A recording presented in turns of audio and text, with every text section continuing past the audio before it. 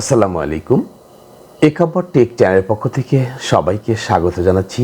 আমি ইঞ্জিনিয়ার মোহাম্মদ একাবর হোসেন।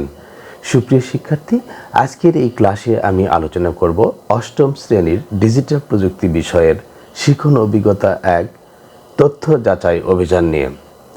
তার আগে তোমাদেরকে বলবো, ভিডিওটা প্রিয় শিক্ষার্থী, তোমরা একটি চিত্রে দেখতে পাচ্ছ, এখানে বিভিন্ন ভুল তথ্যের প্রকারভেদ দেওয়া আছে, যেমন অনিচ্ছাকৃত ভুল, ভুয়া তথ্য বা ফেক নিউজ, অপতথ্য।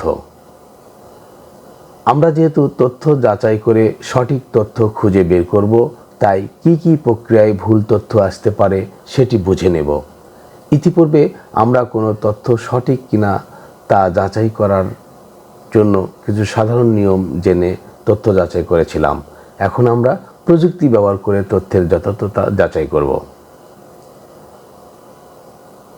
পরিস্থিতি 1। একটি সংবাদ প্রতিবেদনের শিরোনামে সংবাদ ছাপানো হয়েছে, একটি প্রতিষ্ঠানের সভাপতি নির্বাচিত হয়েছেন ক নামক একজন ব্যক্তি। সেই সংবাদের নিচে একজনের ছবি ছাপানো হয়েছে, যেটি ক নামক ব্যক্তির ছবি না। এটি একটি ভুল তথ্য, কিন্তু সংবাদ কর্তৃপক্ষ ইচ্ছে করে এই ভুলটি করেননি। এটিকে অনিচ্ছাকৃত ভুল তথ্য বা মিস ইনফরমেশন বলা হয়। পরিস্থিতি 2। একটি ভিডিও প্রতিবেদনে দেখা যাচ্ছে একটি রেস্টুরেন্টে নিরাপদ খাদ্য অভিযান পরিচালিত হচ্ছে। প্রতিবেদন যিনি বর্ণনা করেছেন তিনি বলেছেন, এই রেস্টুরেন্টের নাম গ। এখানে মেয়াদোত্তীর্ণ মশলা দিয়ে খাবার বানানো হয়।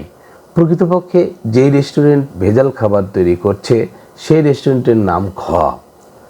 গ রেস্টুরেন্টের ক্ষতি করার জন্য একজন ব্যক্তি বা প্রতিষ্ঠান ঘ রেস্টুরেন্টের ওপর তৈরি ওই ভিডিও প্রতিবেদনটি ডাউনলোড করে শব্দ বা ভয়েস ওভার পরিবর্তন করে গ রেস্টুরেন্টের নাম ব্যবহার করে ইন্টারনেটে আপলোড দিয়েছে।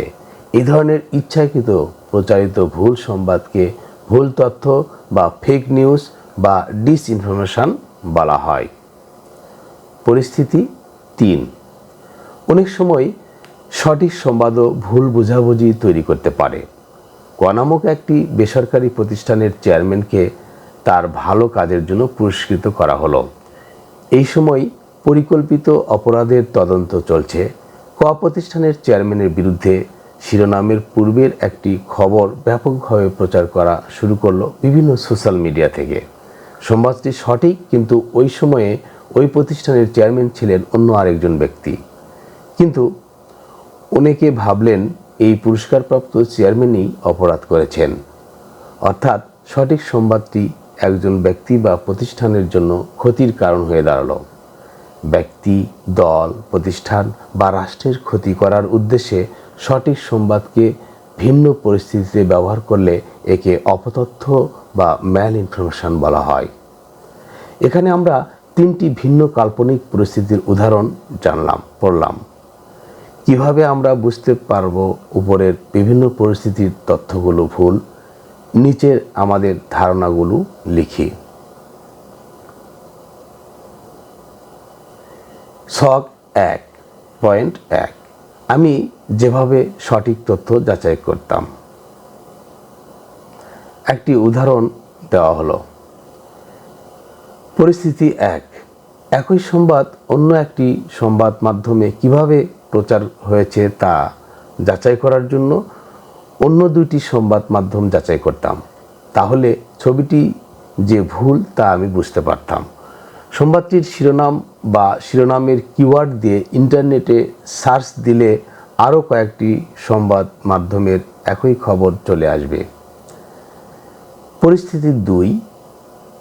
আমি যেভাবে সঠিক তথ্য যাচাই করতে পারতাম, এর অ্যান্সার কি এখন আমি দেখাচ্ছি। পরিস্থিতি 2। আমি যেভাবে তথ্য যাচাই করব। প্রথমে যে নির্দিষ্ট এলাকায় নিরাপদ খাদ্য অভিযান পরিচালিত হয়েছে তা জানার চেষ্টা করব এবং ওই নির্দিষ্ট এলাকায় কোন কোন রেস্টুরেন্ট আছে তাও জানার চেষ্টা করব। তারপর গুগল থেকে সার্চ করে আসল ভিডিও প্রতিবেদন ও নকল ভিডিও প্রতিবেদন বের করব এবং উভয় ভিডিও প্রতিবেদন শোনার চেষ্টা করব। উভয় প্রতিবেদন শোনার সময় স্বাভাবিক কথার স্বর কোথায় পরিবর্তিত হচ্ছে তা ধরার চেষ্টা করব। আসল ভিডিও প্রতিবেদনের সাথে নকল ভিডিও প্রতিবেদনের একটা বিশাল ভিন্নতা থাকবে, যার ফলে আমরা সহজেই সেই রেস্টুরেন্টকে চিহ্নিত করতে পারবো। আসল ভিডিও প্রতিবেদনটির একটি নির্দিষ্ট ওয়েবসাইট থাকবে, কিন্তু নকল বা ভেজাল রেস্টুরেন্টের কোনো ওয়েবসাইট থাকবে না, এবং কোন কোন রেস্টুরেন্টে অভিযান পরিচালনা করেছে তা চিহ্নিত করার চেষ্টা করব। তাছাড়াও গুগল ফর্মস তৈরি করে নির্দিষ্ট এলাকার পরিচিত লোকজনের কাছে পাঠিয়ে দেব। এই ফর্মে থাকবে রেস্টুরেন্টের নাম উল্লেখপূর্বক তারা সেখানে উপস্থিত ছিল কিনা, থাকলে তারা দেখেছে কিনা, কোন রেস্টুরেন্টকে জরিমানা করা হয়নি, কোন রেস্টুরেন্টের জরিমানা করা হয়েছে, জরিমানা করলে কিসের জন্য করা হয়েছে, এরকম বিভিন্ন নৈর্ব্যক্তিক প্রশ্ন আকারে গুগল ফর্মসের লোককে উল্লেখ করে দেব। আমি এভাবেই তথ্য যাচাই অভিযান করব। পরিস্থিতি 3, আমি যেভাবে সঠিক তথ্য যাচাই করতাম। প্রথমে আমরা ক নামক প্রতিষ্ঠানের সাথে যোগাযোগ করব। তাদের প্রতিষ্ঠানের শুরু থেকে শেষ পর্যন্ত চেয়ারম্যানগণের নাম জানার চেষ্টা করব। ইতিপূর্বে উক্ত প্রতিষ্ঠান কোনো অপরাধের সাথে যুক্ত হলে তা জানার চেষ্টা করব। যদি যুক্ত হয়ে থাকে তাহলে তার বিরুদ্ধে কোনো সংবাদ প্রতিবেদন তৈরি হয়েছিল কিনা তা বের করার চেষ্টা করব। যে সংবাদ প্রতিষ্ঠানের চ্যানেলের প্রতিবেদনটি ব্যাপকভাবে ছড়িয়ে পড়েছে তাদের সাথে যোগাযোগ করার চেষ্টা করব। তাদের কাছে জানার চেষ্টা করব তারা ওই প্রতিষ্ঠানের কোনো চেয়ারম্যানের সম্পর্কে কোনো নেতিবাচক সংবাদ প্রতিবেদন করেছে কি না, করে থাকলে কখন করেছে এবং কোন নির্দিষ্ট চেয়ারম্যানের বিরুদ্ধে ওই নেতিবাচক সংবাদ প্রতিবেদন করেছে তা জানার চেষ্টা করব। সংশ্লিষ্ট চেয়ারম্যান যাকে সবাই অপরাধী মনে করছে তার সাথে কথা বলবো এবং তিনি যে উল্লেখিত অপরাধের সাথে জড়িত না তা সে সম্পর্কে নিশ্চিত হব। এভাবে আমরা সঠিক তথ্য যাচাই করব। যাচাই করার লক্ষ্যে তথ্য সংগ্রহ। কিছু তথ্য যাচাই করার মাধ্যমে তথ্য যাচাইয়ের প্রক্রিয়া জানব, কিন্তু তার জন্য আমাদের প্রথমে ঠিক করতে হবে আমরা কি তথ্য যাচাই করব।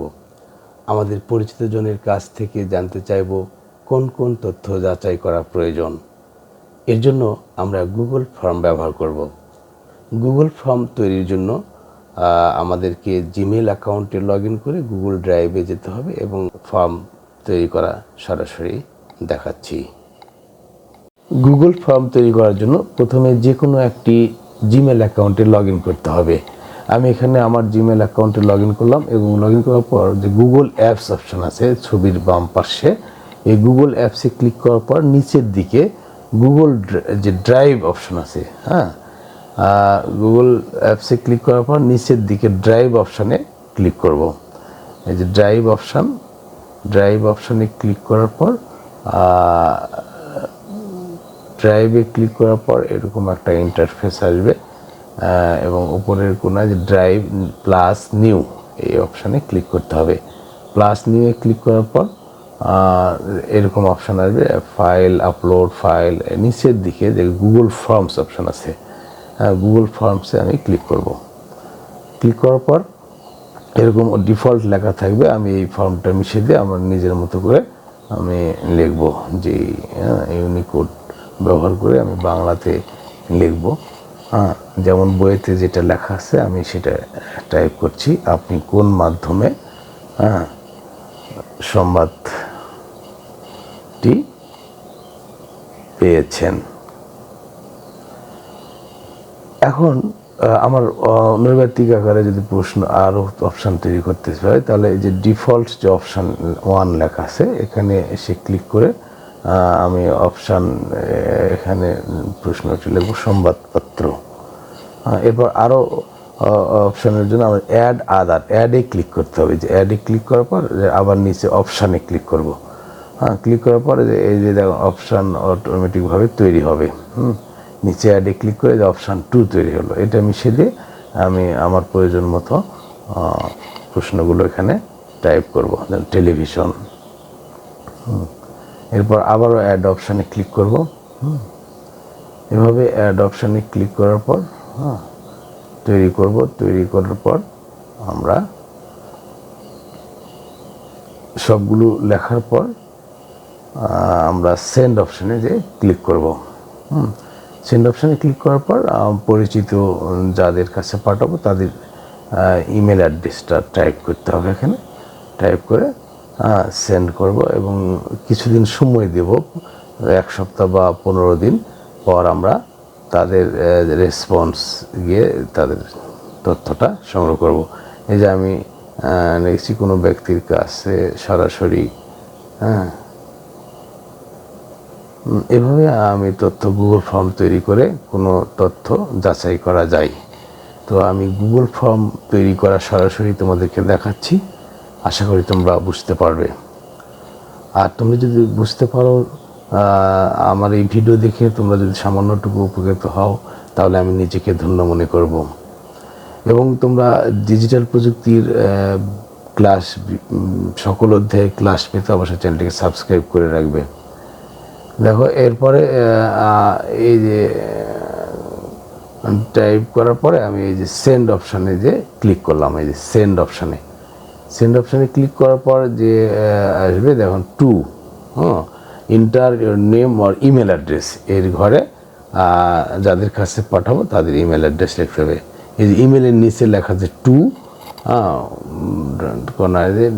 Two enter your name or email address, এখানে ক্লিক করে আমি যাদের কাছে পাঠাবো তাদের ইমেল অ্যাড্রেস এখানে টাইপ করব। এখানে আমি ইমেল অ্যাড্রেস টাইপ করছি।